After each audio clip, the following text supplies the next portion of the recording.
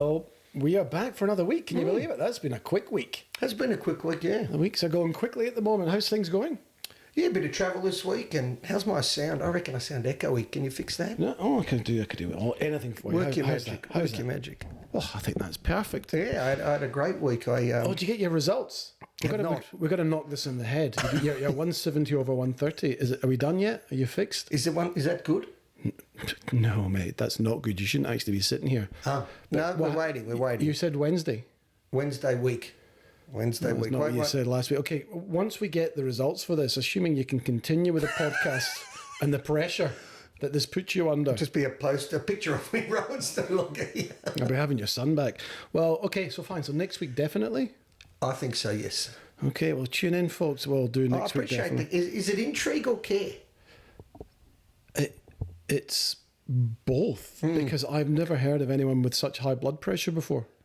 I think you were jogging around the park as you were taking the measurement. You say probably, but I was running around. Which is interesting you bring that up, because that's one of the topics I wanted to talk about. What's that?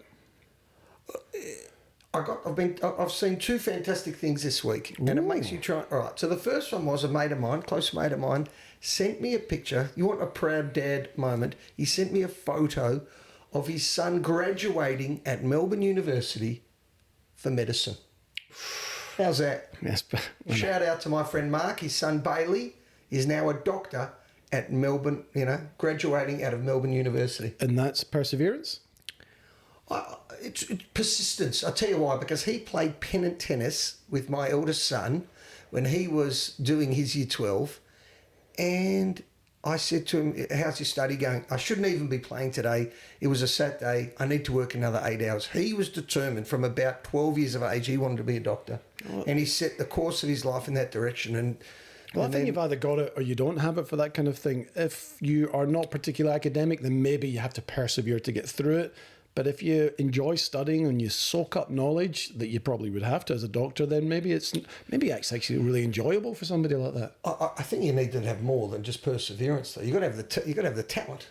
Right? That's what I'm saying. Yeah, you got to have the brains. You got to have the work ethic, and then you got to have the determination to go through 6 years of medicine. I think perseverance is doing something you don't really want to do, but you persevere with it despite not wanting to do it. Yeah, probably. That perseverance has got a negative connotation to it. That you don't persevere on things you love, do you? You just undertake them. Yeah. So why don't you persevere with this topic that makes no sense?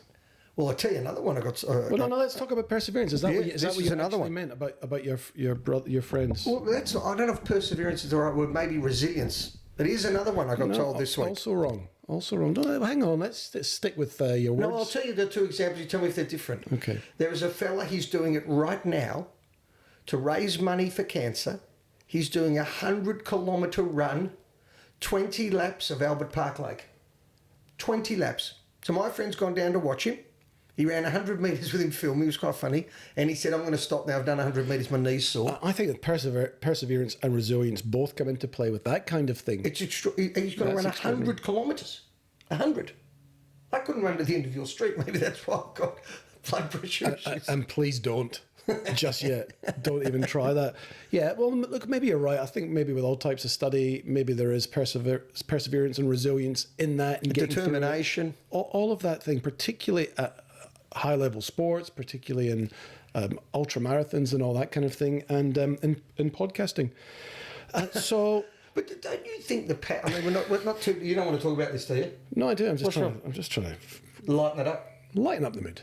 Okay. Because you be the court jester. Okay. I'll start juggling. No, but don't you think the power of the mind, like the film 127 Hours, when the guy cuts off his arm? It's pretty amazing. Some of the things you hear people do to survive, or in all walks of life. I just think it's the most untapped space, isn't it? Yeah.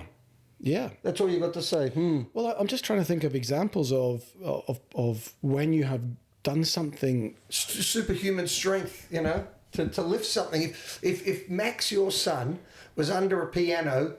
Well, I told a story once. I think I told a story here. I was doing, can't even remember what it was, but I had to get to one of the kids somewhere, and I broke my ankle. and I had to get to the car. You have but told there was this story, but tell it again. It's a good story. And I just jumped down on one ankle. But there's plenty of things that you can do, I think. When your willpower is there, when mind over matter kicks in. Now you're lifted. Then ooh. Think about this, fellas. Now, when my friend was filming, he said, I've done 65, I've got 35 to go. 35 laps of... 35 kilometres, not 35 more laps. Well, as David Goggins says, it's one step at a time. It's all in your mind. It's just keep doing it. When you think you're done, you have probably 20, 30% more. Yeah. I've trained, as you know, to the point of vomiting and continue on because your body can do it. Yeah. You know, you can condition yourself to push yourself. And yeah, that's why I'm surprised at you. That's why I'm surprised that you, who were at one point super fit, right? One point super fit. I know where you're going to go. Yep. Are not motivated enough to get back to that shape or state. And I don't understand it because you would have had that mindset at one point in terms of health and fitness. So, and because I'm not playing anymore, that's why. Because you don't play table tennis? Because I don't play elite, high-level sport anymore, I think, what does it matter? Right. Right? Even though the race of life is probably a lot more... race of life. Do you know what I mean? Like, to actually just live and be healthy is more important than winning a table tennis game. But when I had a goal, I was an animal, right? I was in great shape. When I was playing in my peak, I was in great shape. I've seen... It's like... These, you see these footballers, the Billy Brownlesses of the world, who's in great shape when he plays, and the second he retires, he blows like the Michelin man. And I'm the same because I don't have that goal. So I should probably set myself another goal as opposed to going on the couch and doing podcasts. Well, I mean, you can do it all. You can do it all. Anyway, it's very uninteresting. I think we need to move straight on with the show because there's nothing else to talk about, is there? Fair enough. I think there is. I love discussing people that do extraordinary things. Anyway, tell me about Boogie Nights. You are... A conundrum. No, you... What's wrong? I cannot believe what I'm about to do. Talk about extraordinary people. I'm extraordinary for even acknowledging this right now, seeing as you totally forgot. The number of calls, emails, text messages from the viewers and the listeners that I have had this week because of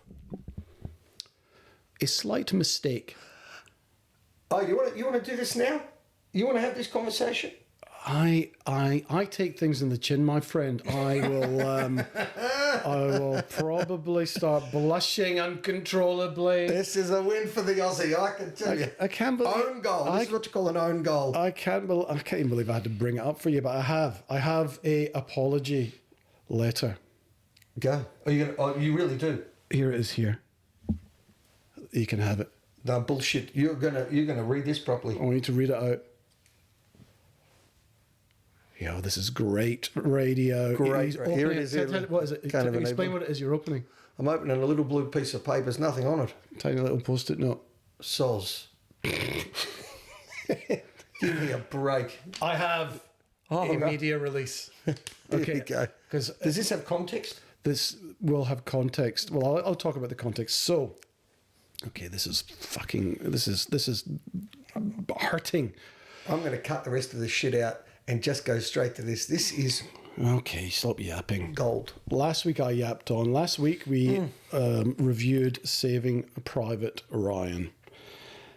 And I was convinced that one of the soldiers who was released by Tom Hanks was the same person that killed this Corporal Mellish, stabbed him with the knife. Convinced beyond a shadow of a doubt. So much so that I went on and on and on and castrated him more or less for being a fucking terrible podcaster and how could he possibly miss this movie arc? And he will say... In doing this business with the story, you've missed... I can't believe it. I can't believe you've missed the story out the hands.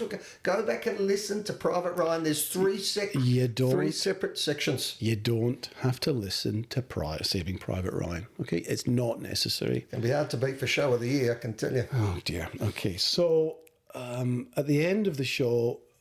Rowan went and did some fact-checking. Sorry. Rowan said the whole way, I'm not sure. I wasn't conceding. I even finished with, I'll go and have a look. You've made me doubt myself. This is what you call gaslighting. What? That's what you tried to do. You tried to gaslight me, whether it was deliberate or not, by someone saying with such conviction. I could not have been more convinced. So anyway, at the end of the show, Ron went away and he checked it, and sure enough, I checked it afterwards, and he was right. He was absolutely right in what he said. It was not the same German, but people look down the camera when you I say will be that. looking down the camera, but I have an official media release that I would like to read out now to you. Please do. God, I've been dreading this. Okay. Do this properly. I've been waiting for this. Are you going to let me get through it? Go. Oh, that's gold. Okay, here we go. Media release. I need to issue a correction, a public apology of sorts, a big one, possibly the biggest in the history of the Aussie and the Scotsman. On a film. Last episode during Saving Private Ryan, I absolutely tore into the Aussie because I was certain, beyond debate, beyond logic, beyond earthly doubt, that Steamboat Willie was the same German soldier who killed Mellish. And the Aussie, this hurts, to his credit, tried to stop me. Immediately, calmly, he said, "I'm pretty sure that's a different guy." And I, with the confidence of a man who has clearly never been wrong in his entire life, told him he'd missed a massive story arc, that he wasn't paying attention, and that he was essentially ruining cinema. But here's the thing. He was right. Was I wrong? No, absolutely not. Oh, here we go again. I'm blaming Steven Spielberg. Oh, God. Because if Steven I invented blockbuster cinema, Spielberg had done even a moderately competent job of differentiating his characters, half the planet wouldn't be making this mistake. Honestly, the man can choreograph the D-Day landing, but he can't give two German soldiers slightly different faces, or maybe a badge, a hat, a name tag, anything. But no, Mr. I'm the greatest director alive decided clarity was optional. This is the same bloke who brought us Hook, so the warning signs were always there. So look, yes, Aussie, Rowan, my dear friend, podcast host, I'm sorry. Thank you. I apologise. You were right. You knew it straight away. You even tried to save me from myself. So the mistake was mine, but mostly Spielberg's. Apology complete. Apology accepted. Well done. Well written. Humble. Finally, we've seen some humility. And a little bit of humour as well. I don't mind you throwing a little shade on Spielberg. I do agree he made it difficult for you because I had to do a double take. But I've watched it enough times to realise that it's a different dude, and to use your line, the story arc is not the way you believe it to be. So, no use going over old ground. I will say this. It's hurt your credibility on the couch, though. That's what it's done. We're going to have that. Don't make it a Private Ryan moment. You're going to hear that line sometimes. Listen, you're right. When I listened back to that podcast last week, I was giving you such a hard time. I could not have been more convinced. And then when I was reading up about that this is a common mistake, it's all over the internet. It is a very well-known mistake about the mix-up. And I realised that I give you a hard time for things that you no longer deserve a hard time for because you've come a long way, son, in these 200 podcasts. So I am now going to change my tone and rip into you. Slightly less. You'll have to think of something else. I tell you what's funny. Kind of a different angle somehow. You used to have an illness that you were embarrassed because you made mistakes. We're soon going to have a show of the Rob's greatest hits. It's starting to come out a little too frequent. Listen. I dance on the grave, mate.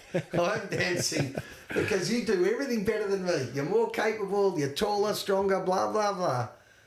For little moments in time, little wins. Better blood pressure as well.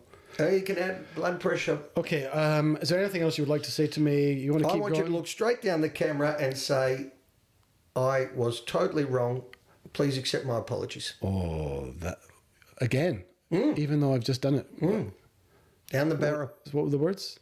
I was totally wrong about what I said about Private Ryan. You were right. Oh, this could be a screen grab. I was totally wrong about what I said about Private Ryan. Rowan, you were totally right. Thank you very much. Boogie Nights. Now you can continue with Boogie Nights. Okay.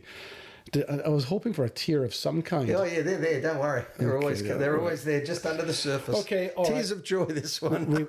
Moving on, never to be brought up again, and do not watch or listen to Saving Private Ryan. Today we're talking about Boogie Nights from 1997. This is another one by Paul Thomas Anderson. It's set in the San Fernando Valley.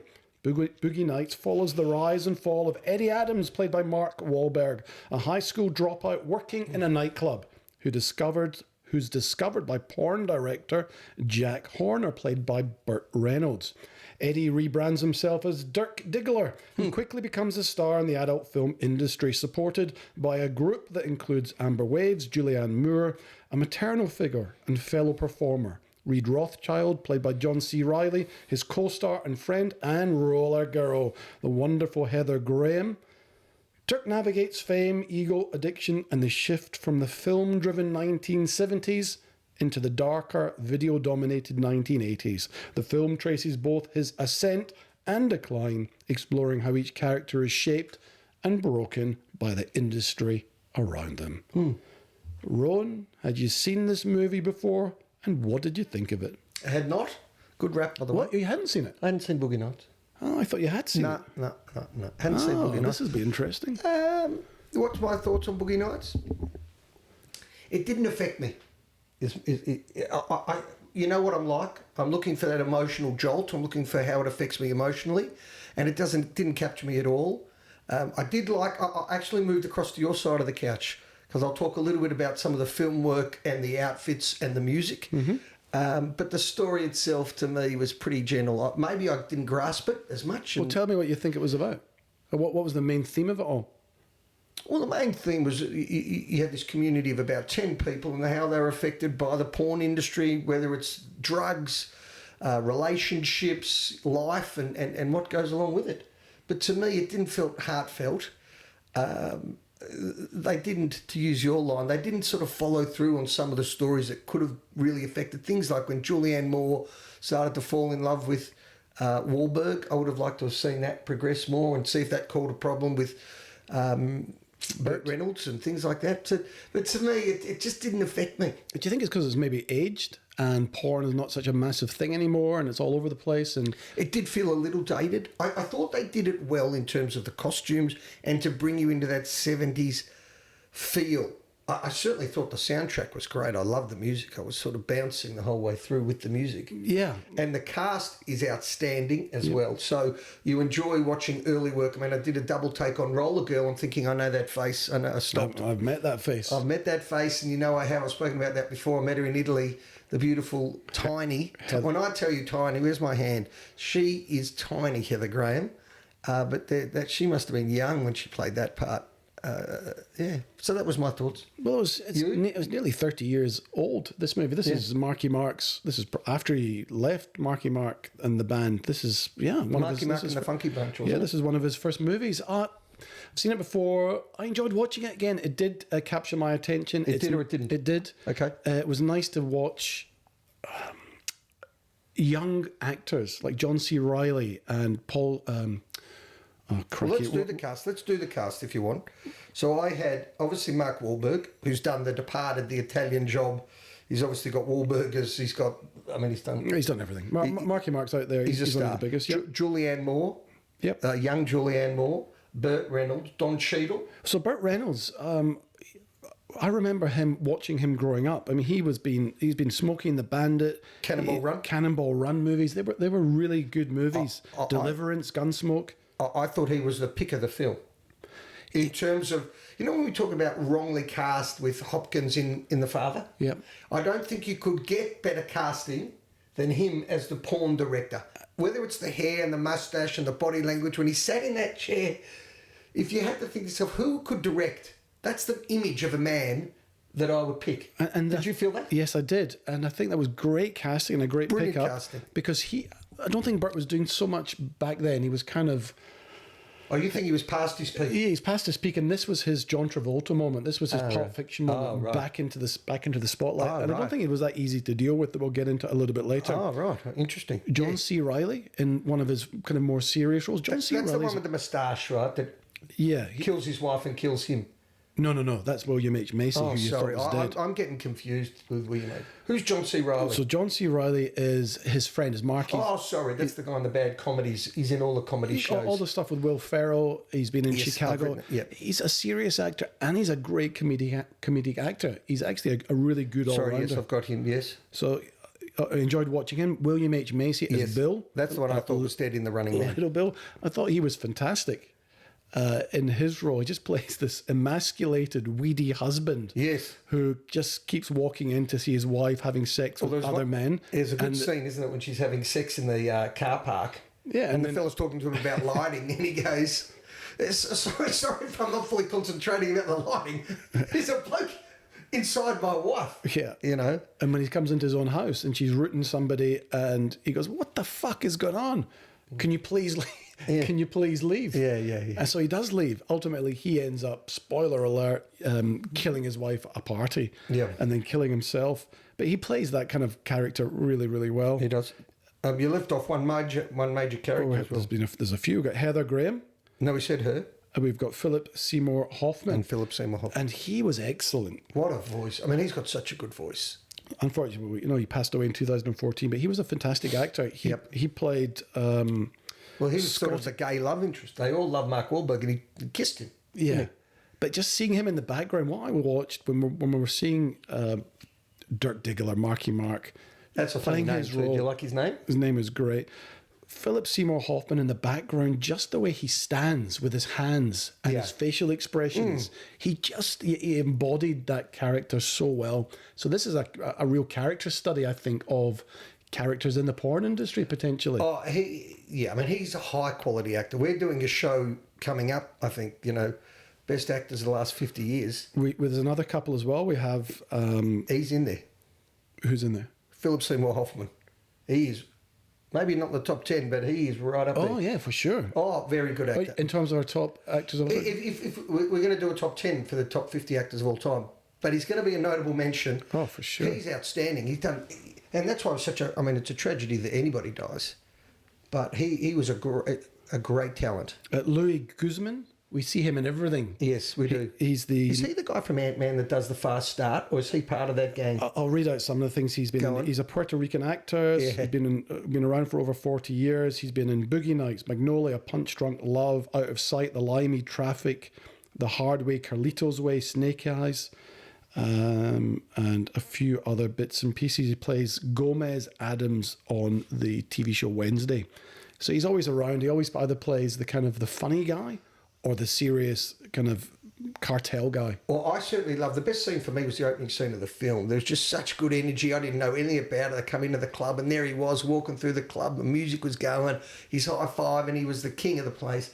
I thought it was a great start to the film. I really enjoyed the sort of the first 45 minutes of the movie. We also had two more. We had Alfred Molina. Who's he? He was the drug... he was in the Spider-Man movie. Remember Octopus with the arms? Yeah. That's Alfred Molina. Oh, yeah. He's been in a lot more. He was the drug dealer at the end. Now, that end scene with the bangs going off. Yeah. We'll talk about that, actually. Remind me to talk about that. We also had Robert Downey Sr., Robert Downey Jr.'s father. He played Burt. I didn't pick him. I didn't notice him. But because I watched the Robert Downey Jr. documentary recently, I know that occasionally he puts in performances. Oh. Can we talk about that drug dealing scene quickly at the end? Yeah. So just before you start, most movies we've got to talk about in sequential order. You've got to talk about it in chronological, normal order. Here you can just jump around because I don't think there's a deep plot here. That's what I was saying to you before. So please, any order you like, don't have to ask. Just go. Okay, well, maybe I will start off running through the scenes and the things I will have talked about. So the opening scene's 3 minutes long. It's taken in a single camera shot. We begin in the street where Jack Horner and Amber Waves drive up, and we follow them as they get out of the car and walk into the nightclub. Yeah. Most of the characters are introduced in that shot. We see them all. We didn't even mention Don Cheadle. I said Don Cheadle. Did you? I'm not listening to you. Oceans.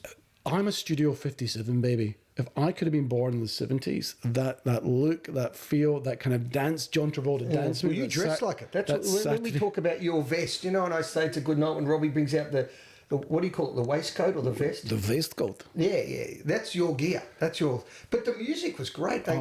you know. I love it. Yeah, Studio 57 music, very Austin Powersy. Oh, That's my vibe, man. I love Jesse's it. Girl is an underrated tune. It's a great track. Yeah.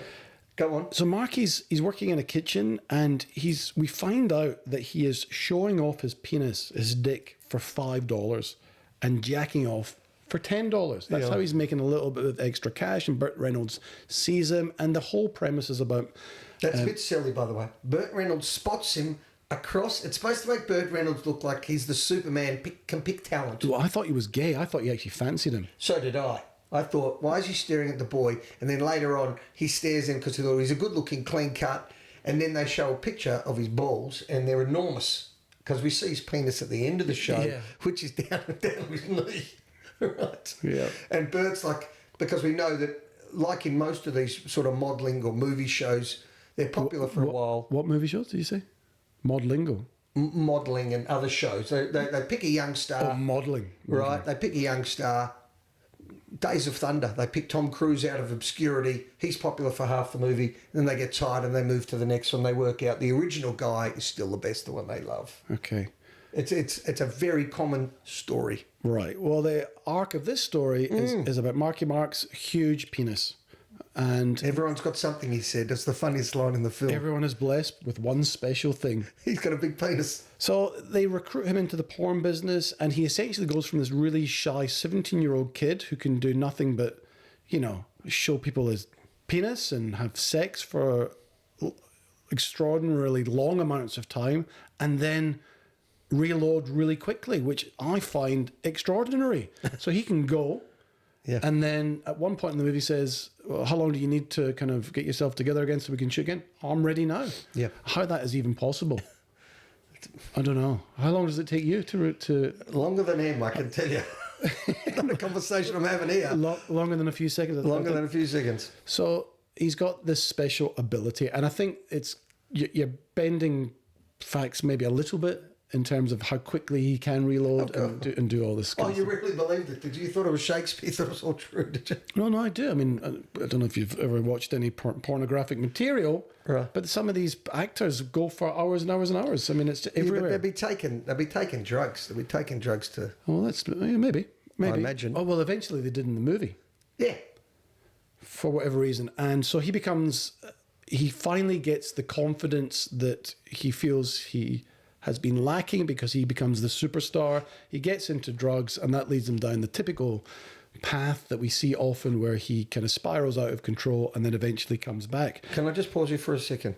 Did you notice that they called it early on, actors and movies were in the film business, and then later in the 80s, they started to call it, you're in pornography, you're in adult movies and things like that. Did you pick the wording change? Yeah, well, not specifically, but yes, I think they were trying to show how it went from this backroom dirty thing. But he was naive. No, he was very naive at the start. I'm going to be an actor. I'm an actor. Then he has the argument, I'm an actor. When they brought the new kid in and he has the fight when he blows up with Burt Reynolds, I'm an actor. You're not an actor, mate. You're a porn star. He's a porn star from the start to the finish, but he didn't realise it. I think if you said that to porn stars of today... They think they're actors, do they? I think there's probably different levels of it. I mean, anybody can do it these days with, OnlyFans. So, have you this lady, have you heard of Bonnie Blue? Yes. Yeah, so she's been in the news lately. Well, I think she was, December last year, she was in Bali. And she got deported from Bali. Don't come Monday. She's been deported for 10 years. Well, all of 2025, she was in the news a lot, gangbanging 1,000 17, 18-year-olds up in Queensland. In 24 hours. 24 hours. No, she calls it barely legal, right? Gee whiz. So she argues, it's like the other thing that happened last year with the politician who the law, the sports minister, people know where the law is, and then they run it all the way. What are you talking about? Remind me about the sports minister. The Australian sports minister, Wells, I think her surname was Wells. She says the law says for a politician, if you're away from home for 3 weeks, you're allowed to fly your family. So what she's done for the last 3 years is fly her family over for the Boxing Day test. She flew her whole family over for the AFL Grand Final. She went to the Australian Open tennis. You're entitled to have a car wait for you. She had a driver wait for 8 hours. This is all on taxpayer money, right? Yeah. Now, by the law, she hasn't broken one law. She hasn't, right? But the pub test of what's reasonable, what's unreasonable, right? To have a family gathering at Boxing Day, conveniently so the husband gets to go to the best day of cricket for the year, doesn't pass a pub test. So What's the connection? the connection is like Bonnie Blue in Bali. She didn't break the law in Bali, right? Well, okay. Right? So she's been told, don't come back for 10 years. We do not want porn here. She got a $20 fine. She got a $20 fine for not having the right visa because she filmed something in her, called it a gangbang car. The link into this film is that the people, it's naive that they just kept calling it acting in a movie and, Okay, and anyway, these sorts of things. whatever. I just, yeah. Longboat? You think it's a longboat? Well, yeah, I don't know. You kind of lost Have me. you been reading about the sports minister at all? No? No, I don't remember that story, actually. Ah, fair enough, yeah. I read all about it at the time. I can tell. Okay, let's keep going. So, the mum was going nuts. Burt is getting into Heather and Dirk. Dirk's having sex, I think, for the first time. We find out about the trial. Oh, that's right. He had a troubled childhood because Dirk's mother was nuts. Yeah. The mum kept going nuts, tearing up the room, why did she go so mental? Just because... Well, I think she was just a nuts. We just had to get him out of home. I think they had to make it that there was... Well, no, they wanted him at home, but he had to get out. Mum, please stop doing this to me. Please stop screaming at me. Please stop destroying my room and tearing the place up. And then we see the Colonel. We meet the Colonel and we see Burt's pad and a brilliant pad. Where was it? California, pool, Hawaiian bar, girls around. A bit like I would imagine the Grotto. Yeah. With, what's his name? The Playboy Mansion dude. The Playboy Mansion. Oh, you're talking... Oh, Jesus. Hugh Hefner. Hugh's place. It would be something like that. Yeah. Oh. And then we meet Julianne Moore and blah, blah, blah, blah, blah. We all keep going. Scotty kisses Dirk. I thought after that happened, Scotty would have killed himself, but he didn't. He keeps playing around. And eventually, Dirk goes out on his own. He tries singing. And it's quite pertinent. You mentioned Bonnie Blue and how she's recognised. He's recognised by everybody, but he ends up just jerking off guys in the car for $10 because he falls back from grace. One of the scenes I liked was when the Colonel gets his comeuppance.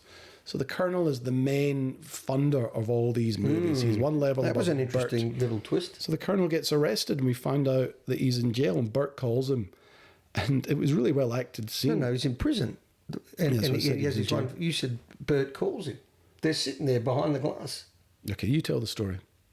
Well, listen, you can't just have words come out with no accuracy. Tell the story. You've already apologised once. You want to do it again? Tell the story. Your weekly segment. Tell the story. Rob's fuck up. There's a new segment. Tell the story. Okay. So the Colonel, who was the owner and the investor of the porn, which they openly knew, is now behind bars. He's got his conversation with Burt Reynolds behind the glass. And they only talk it through the phone. And he's saying, I didn't do anything. And Burt's like, I'll look after you. And then he says, little kids came.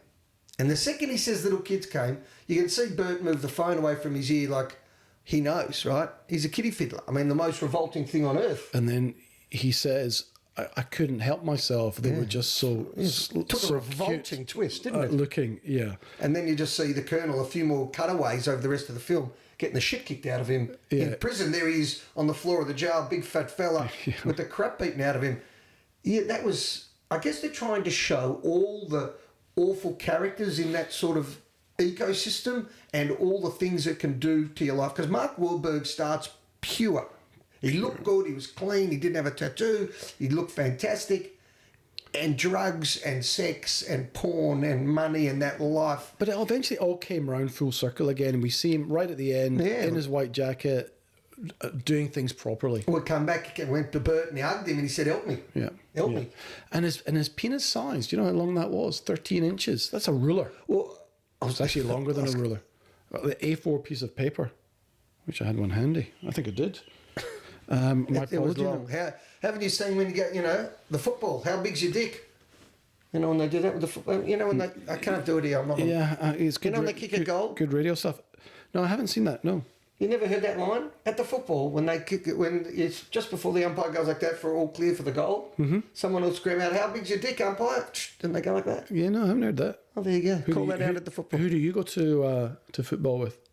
People at one point, "How big's your dick?" And they go, "I can't get it right on the screen." Okay, you just care about looking at yourself. I All right, do. Paul Thomas Anderson, who directed this. We know him from Hard Eight, Boogie Nights, Magnolia, Punch Drunk Love, There Will Be Blood, The Master, Inherent Vice, Phantom Thread, Licorice Pizza, and our most recent... One fight after another. Oh, God.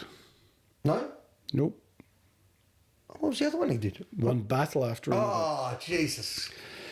You were saying about mistakes, my friend. You got it. Your standards have to live now. Yeah, fair enough. Fantastic music, fantastic cast. I think we should go to Rome Reminiscences if you're ready. What do you think? Unless you got There's anything. not much more to talk about in this one. Okay. I love that. Worst cackle. Roll Reminiscences, 1977. I remember it well. I was 3. I was 3 as well. There you go. It's the same age. Okay, I tell you some big things that happened that affect our life still to this day. I'm reading off an Apple. And in 1977, Steve Jobs and Wozniacki started Apple Corporation. From the garage. From the garage. That is impressive. That's impressive. When the whole world doesn't even know... Oh, sorry. Desktops were around. IBM had started, but nothing like this. Nothing like this. Start of Apple. Yeah, Microsoft was already We've there. done a few podcasts on Apple. We did Jobs. Yeah, by Michael Fassbender. Correct. Hey. MRI technology hit the market for the first time and changed the medical world. So that's something as well for any of us that are getting a little older. You know, MRI is like a new tent for me. I'm there every week. Take your metal fillings out. Don't wear any jewellery. Yeah, correct. The big films of 1977 was some little small program, Star Wars: The New Hope. So the first time we saw Luke Skywalker hit the screens. The very first one. The very first. Well, sorry, the first one. It's the fourth one in the story, but yes. It's the first one, but the fourth one in the story, and it goes back to the first one. Yeah. You talk about dark. Spielberg confusing with Private Ryan. Who was it? Jabba Woggy. Jabba. Yeah, that comes later. That comes later. Was he? Okay. Saturday Night Live hit the cinemas and all your disco music that you love. Hit the TV? No. Saturday Night Live. Saturday Night Fever. Saturday Night Fever. I should read what's on the screen. Close Encounters of the Third Kind. I'm not into sci-fi. Have you seen that? Yep. Good? Yep. Now, there's one famous singer that died at 42 years of age. Oh, Bob Marley? That was much later. If I give you any song. I'm not good with songs and music. In 1977. Yeah, he's 42 years of age. I don't know. Elvis Presley. Oh. Elvis Presley. Return to sender. Return. How good is that song? Thank you very much. The Atari. Did you ever play Atari as a kid? Yeah, man. Yeah, Atari. Atari was launched. That's interesting that Atari was launched. I remember they had those sort of discs at the top of the box. Yeah, I do. Oh, well, that was before. What about even all the cassette stuff they used to stick in, or the BBC Micro, where you would actually that's what I mean. The type sort in of cassette. What did I say? type in the codes. Do you ever type in codes into your computer and play Pong? And No, I typed into... Did you have a Commodore 64? we did at one point, yeah. You know the tune? Tin Can Alley. Remember the tune? Nope. Are you keeping up with the Commodore? Because the Commodore is keeping up with you. Do you remember that? No. Oh, there you go. That was Commodore 6. You're a Commodore 64 or Atari? But my cousin Wayne had both. I think I had Atari, or maybe I had a BBC Micro, and my cousin had the Commodore because we would go to his place for a Tin Pan Alley. So what an opportunity they missed when they had this captive audience. They didn't realise. Look at IT now. I think Atari is back in a way. Oh, Is Nintendo still out there? I imagine so. I don't know. I don't play it. You don't play it. I do not. Here's one for you that I use very rare. I use a lot. Is microwaves. Microwaves started in 1977. The first microwave Was launched. heated up something in To reheat something. What technology is that? Radiate the shit out of it. Take all goodness, zap the shit out of it, put it in a plastic container. So it's another industry that would have begun. Why was it called microwave? Well, I guess if just by the word, isn't it? To microwave something, like something small, infrared waves. I don't know. No? Yeah. I don't know. I don't Something, research them. This is topical. Right, here are the births. This is where we're going to do Here's the Who what? Am I? Here's the what? The births. The births. Births. Okay? The births. Yeah, it's a mouthful. Okay, ready? Who am I? I'm racist. I'm a billionaire. I'm formerly married to a Kardashian. My name is... Formerly married to a Kardashian. I'm formerly... And you're a racist. I am one of the greatest racists of the modern time. Adidas got rid of me. I'm a musician. I was formerly... Oh, Kanye. I am Kanye West. So we born in 1977. Gotcha. That's what I said. Yeah. We're going to go slow. I was married to an Australian actress. Model. Call her a model. That's all I can give you. I was married to an Australian model. Yes. They share 2 children. Tom Cruise? Her name was Miranda Kerr. I was Miranda Kerr's husband. I am... Orlando? I am Orlando Bloom. Well done. That was a hopeless, bit of... Well, there's not a lot of info I question. can find on. Okay, next one. I'd give him a male or female at least. Okay, fair enough. I am the most famous quarterback in NFL history. The fridge. No. I was drafted at number 199 in the draft. Shit, what's his name? He's got 18 fucking... I've won Tom the Brady. title 4 million times. Tom Brady! I am Tom Brady. Okay, next one. I am a singer. I'm most famous for shaking my backside in... Shakira? Shakira. Wherever. Shakira. You're good at this. This is a perfect way because I like reading it. But okay, this one will be hard. You get this one quick. Impressive. I am a wrestler. Hogan. No, he'd be older. But you're in the... Just come a bit more modern. I'm a wrestler, bodybuilder, Randy Orton. actor. Oh, fuck. What's his name? It's not The Rock. No, it's the You B can't grade. see me. What? You can't see me. John Cena? Well done. Yeah. Good guess. Well, I couldn't see him. What do you mean? Can't see John Cena. Well, he's right in front of you. You can't see him. What are you talking about? Exactly. People, if you know, you know. Oh, right. Okay. His whole catchphrase was, "You can't see me." Now, there was a great podcast, not a great podcast, but he did a podcast with Joe Rogan in December last year. Have a listen to it. Actually, really interesting about his whole start, how he got into movies. He did his last fight, actually, after 20 odd years in the ring.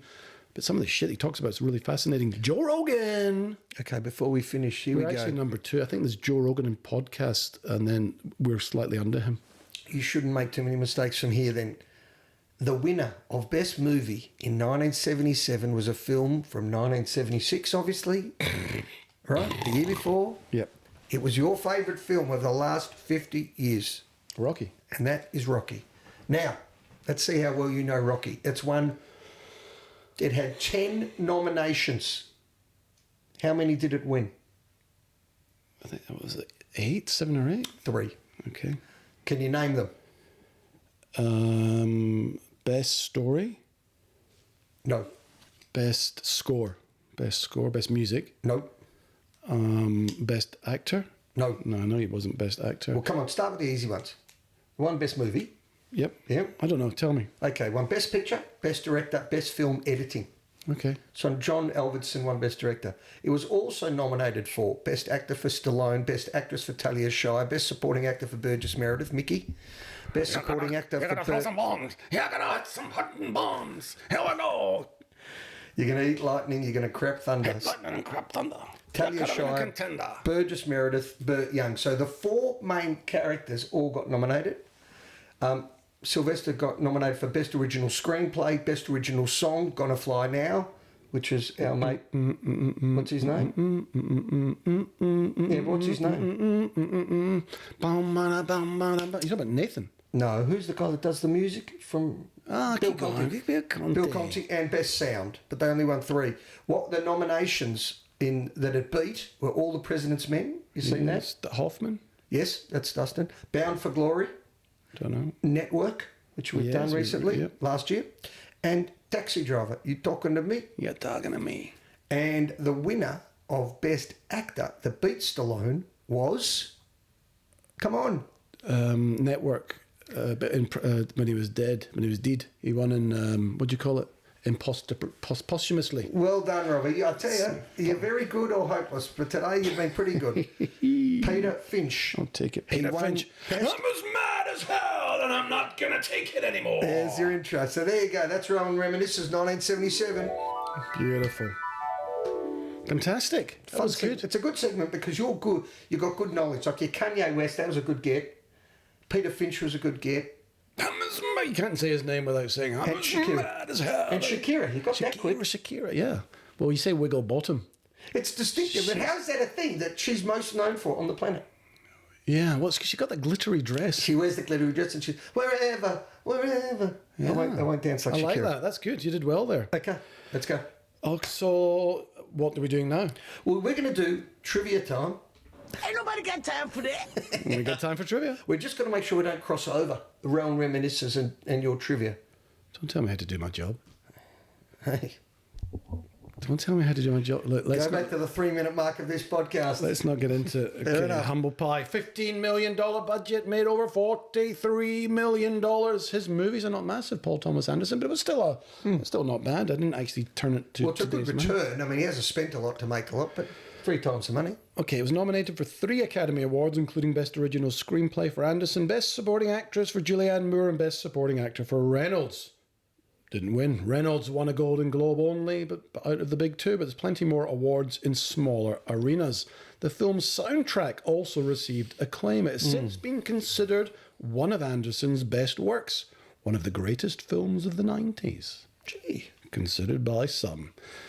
The director originally wanted the role of Eddie to be played by Leonardo DiCaprio. After seeing him in Basketball Diaries, DiCaprio enjoyed the screenplay, but he had to turn it down because he had signed on to star in... Well, this was done in 1990, so I reckon he would have signed up for... Titanic was 97. Correct. Really? He'd already... This is 97. This is 97 movies. So you picked it, yeah, Cameron. Titanic. I thought this was made in 1990. Bill Murray, Harvey Keitel, Warren Beatty, Albert Brooks, and Sidney Pollack declined or were passed up on the role of Jack Horner, which went to Burt Reynolds. After seeing a rough cut of the film, Reynolds regretted making it. He fired his agent for recommending the role to him and did not participate in promotional interviews. Reynolds ended up winning a Golden Globe for the role and being nominated for an Academy Award for his performance. Despite being a front-runner for the latter, it was widely rumoured that he did not win because he had distanced himself from the movie earlier. William H. Macy's character is loosely based on porn actor Cal Jammer. His girlfriend Jill Kelly, you familiar with Jill Kelly's work? No. Who's she? She's a porn star from the 80s, 90s. Jill Kelly was having a secret relationship with actress PJ Sparks and another with a male porn actor. Jammer later shot himself in the head on Kelly's front lawn. Hey. And originally, the scene in which Little Bill murders his wife and her lover included shots of the man and the woman being struck by the bullets. It was cut out as it was too disturbing. Always better. Less is more, don't you think, Rowan? Yeah, I think so. Why? In what context? In that exact context that I just talked about. Yeah, I think so. Yeah. You don't see it. You let your imagination do the work. Would you agree? Sometimes I like it spelled a bit out to me. Do you? Yeah. Because you don't have much of an imagination, do you, Ron? I do not. Can we do some imaginary play? Don't turn on me. You've been nice for half an hour, like the medication's wearing off. Just stay civilised. You're a wee bit sharper today. Whatever you've done this week. I slept well today. I slept well last night. It was because of my massive stuff up. You've just been on cloud It's nine. It's ridiculous. Rocket fuel for my soul. Heather Graham filmed her first career nude scene in this. She said in interviews she was glad it was on her first day on the set so she could get it over with. It was quite explicit what they showed of her body, wasn't it? Yeah. I mean, I don't know whether they used stunt doubles or not, but there wasn't a lot left for the imagination. I don't think they did. There's my lady that I've met in Italy, and you know. Yeah. The scene that we didn't talk about that I asked you to remind me about with Alfred Molina and the drug deal scene when he was throwing the shooting. No, the shooting. Well, I'm talking about the bangers, the pop. What do we call them? The firecrackers that he kept going off. Yeah, sorry, I thought that was gun shooting in the background. I didn't know what it was. I jumped every time. Right. How did that make you feel? Yeah, anxious. Yeah. Yes. I thought fucking annoying. It was like, stop doing that. That's what I felt. Yeah. But it was meant to make the whole scene just feel jittery. Yeah. And give that sense of anxiousness, which it did. Yep. Alfred Molina, who was in that scene as the main drug dealer, wore noise-cancelling earpieces to appear oblivious to the sound of the firecrackers. The involuntary flinching of the other actors in the scene at the noise was genuine. Yeah, I can understand that. Because we were flinching too. And finally, when he appeared in the Inside the Actors Studio in 1994, William H. Macy recalled that at the rap party, Nina Hartley, who played this character's wife and who is a real-life porn star, gave all the cast gifts of her own porn films. Macy's present was a copy of Nina Hartley's Guide to Anal Sex. Well, that's it from me. It's a hell of a way to wrap it up, but do so and give us a rating. I've thought about this a lot. I'm going to give it a 3 out of 5. Okay, and that's mainly for the outfits, the music, and Burt Reynolds. It didn't grab me, as I said at the start. To me, it's just a film. Wouldn't go back and watch it. Okay, I would recommend people to watch it if you haven't seen it, because it's a great cast. And if you like that genre more I than like the genre. I like Paul Thomas Anderson. If you're into his movies, you'll kind of see where he started out, and you'll see some of the characters that continue on through his movies. I'm going to give it a 3.5 out of 5. Yeah, okay. So it's not smashing the doors down. No, it's one of his first. No, I know, but you said in the thing someone gave it one of the best films of the 90s. That's indulgent. Well, no, because if I was rating it in the 90s, if this was 1990... Oh, so you're saying it's dated? I think because I can make that distinction. I think it's dated, yeah. So make the distinction. So what would you have given it back then? Because my score wouldn't have changed, I can tell you. It goes up a point, does it? No, I would have been in the 4s for the time, because there was nothing else. There was no streaming. There was no comparing to other stuff. True. Yeah, okay. So it's up there. Expectations are different. It's like the Towering Inferno, or a movie you watch in 1977, or Airplane that you watch at the movies. You get nothing else to compare it to. Coming to America when it came out, it's 5 out of 5. 5 out of 5. Now it's -2. Yeah. So all that stuff. Unwatchable. So okay. Yeah. All right. Well, look. What else can you tell me? Well, I was going to apologise again, but I've done that enough. Look. Oh, go on, give us one more. No more apologies coming. Thank you for listening. Thank you for watching. Please hit the subscribe button. It would really help. He's like Fonzie. I feel like I have to say it every week, because if you keep saying it every week, then maybe one day, someone, somewhere... There's one way to stop saying it, I can tell you. Do you know what it is? Stop making mistakes. I wish I could end it. I mean, there's no way for me to... I get the cut. Yeah, That's the best pleasure I get of the show. You can't just press the button and cut can't. you off. You've got to say your line. But for now, thanks for listening. Until next time.